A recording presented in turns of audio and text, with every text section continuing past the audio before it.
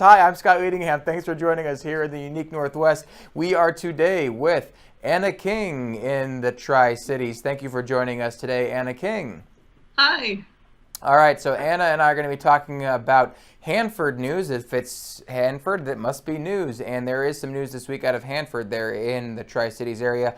Also about all of the smoke that we've experienced of late in the Northwest, although thank goodness it's cleared out a little bit this week. But what has that done for the agricultural products in Central Washington and all throughout the region? Are we going to have smoky wines in a few years? And it's going to be talking about that. So if you have any questions on those or other topics that Anna covers, go ahead and ask those in the comments section on Facebook, and we'll try to get to them now or after the live stream. So Anna, let's jump right into it. Hanford, always in the news because it's a big thing out there, but these tunnels, we hear about tunnel collapse and filling them with grout, whatever that means. Give us a little bit of background on the tunnel situation at Hanford and why they're back in the news. Yeah, so Tunnel 1 at Hanford collapsed last spring, and it was a very big deal. The news went worldwide. There was a real fear about a radioactive shine that could come out of the collapsed portion of this train tunnel. Basically, there's two tunnels, and they were built back in the Cold War era.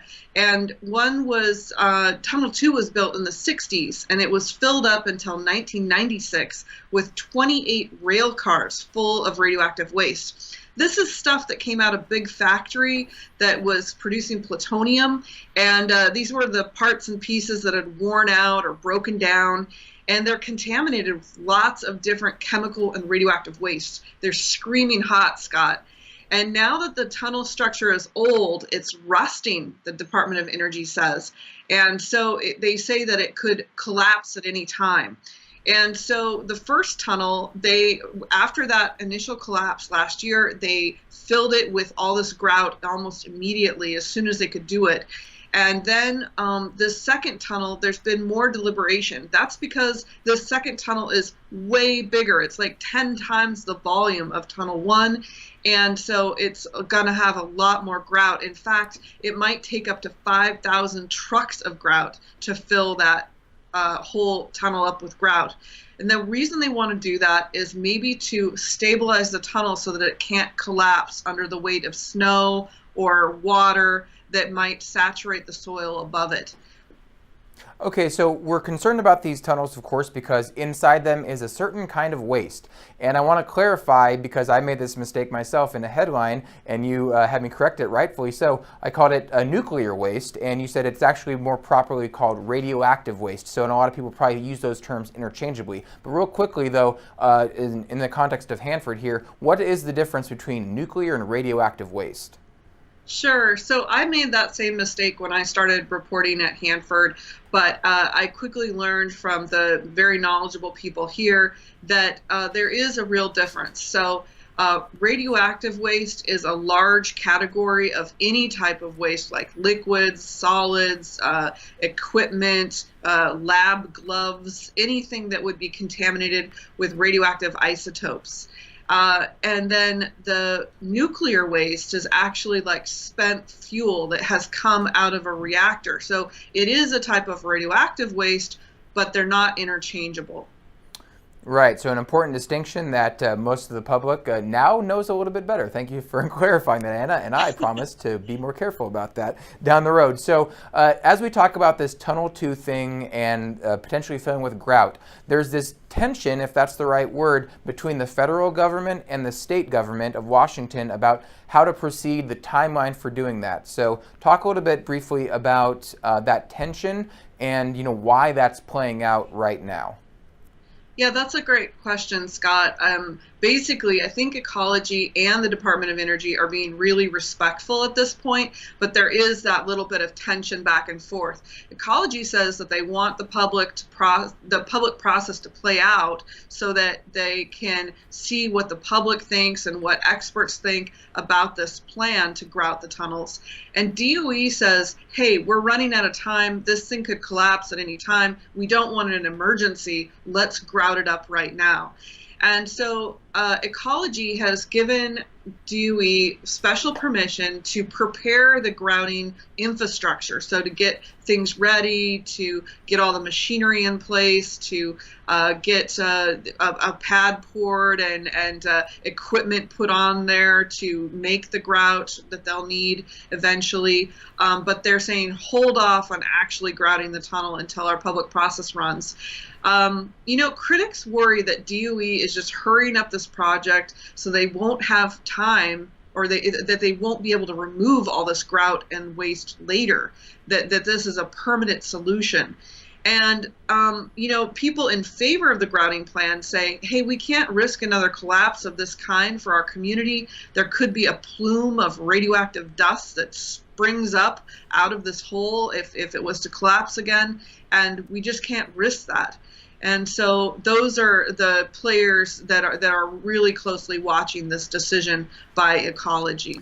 And we should just clarify, just for the sake, it's kind of like alphabet soup of agencies. DOE usually refers to the Department of Energy. Federal DOE in Washington State would be Department of Ecology, which is Washington State. So that's same acronyms, just to get that straight. So real quickly, though, people in Seattle might not care as much about people in the Tri-Cities about what happens at Hanford, but there's going to be a public meeting along this issue in Seattle. So just from your experience, why should people who aren't really affected or in the Tri-Cities area really care about what happens at Hanford? Curveball, Scott. Sorry, yeah, I just thought, well, they're having this meeting in Seattle. Why are they having it in Seattle? Yeah. Hanford seems far away. For Seattle, it's about 4 hours away on the interstate, but really it's in all of our backyards. And any single accident at Hanford could affect the broader Northwest as well as the country. And really, this is the whole United States story. We are not currently in World War II, and we are not currently owned by another country because of some of the work that happened at Hanford. And, whether you are for the bomb or against it, this work did happen, and it's a job and a legacy to clean up that we're all involved in as taxpayers. All of our money as taxpayers is helping to clean up Hanford, so we should all really care. Absolutely. It's a big issue there in the Tri-Cities and all throughout the Northwest and the country. So another big issue in the area, farming and agriculture. And let's move on to the smoke and all the fires of late. You talked with some farmers who are actually concerned about how the smoke of the region, so prevalent for many weeks on end, might affect their upcoming crops. Who did you talk to and what did you find? Yeah, so I put about 300 miles on my truck last week, and I went around to all these different types of farms. One of the pictures that you're showing right now is of a potato operation that I was at last week.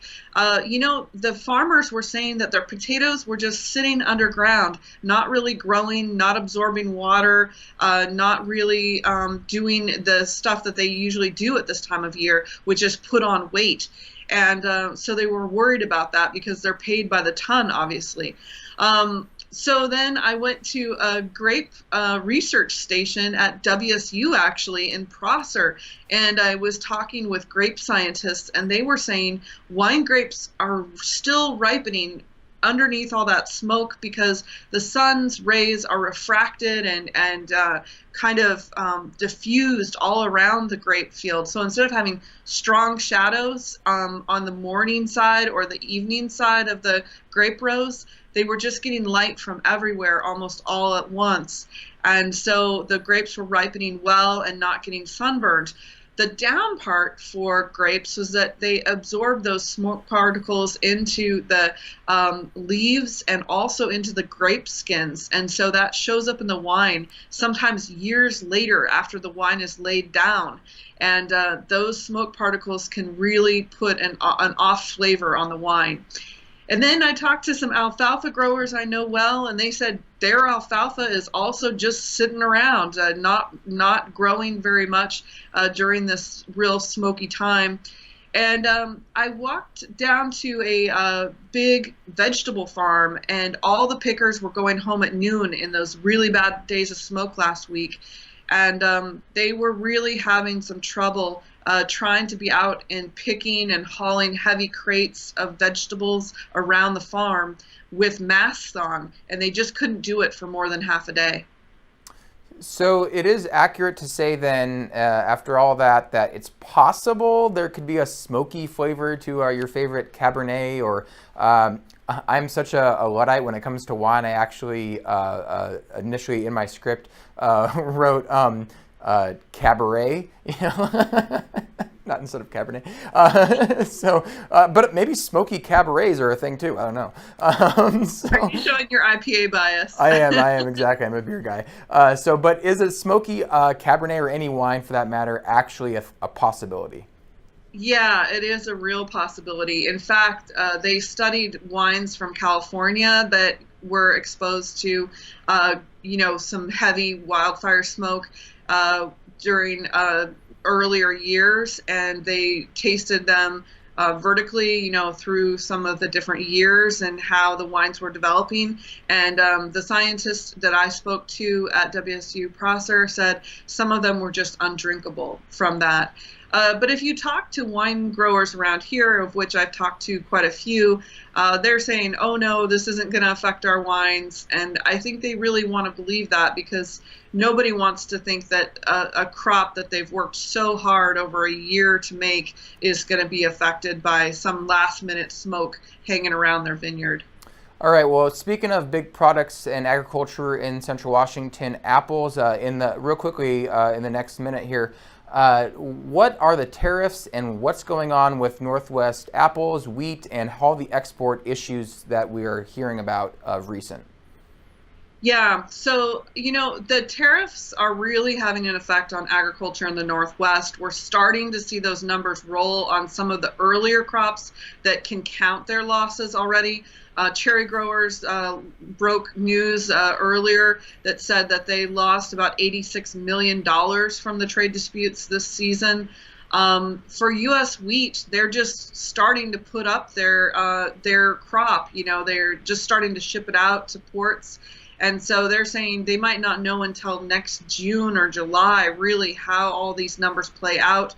But if they can't ship to Mexico, for instance, that would be a huge hit. Or if they can't ship to China, that would be a huge hit. China is the 5th largest trade partner last year for Northwest white wheat. And so far this year, they haven't purchased anything. Well, it's certainly something to keep an eye on as we look forward in the coming months, and I'm sure into the election, how that might play out, which it might. So, Anna, thank you so much. We're going to wrap things up here. You have been great on the agriculture beat. Thank you so much for your coverage there, and of course on the Hanford beat. And thank you for clarifying to me the difference between nuclear and radioactive waste. Thanks, Scott. You can see all of Anna's reporting on those and all other topics she covers here in the Northwest at nwpb.org, or join us every Tuesday at noon here on Facebook, where we talk about news of the unique Northwest.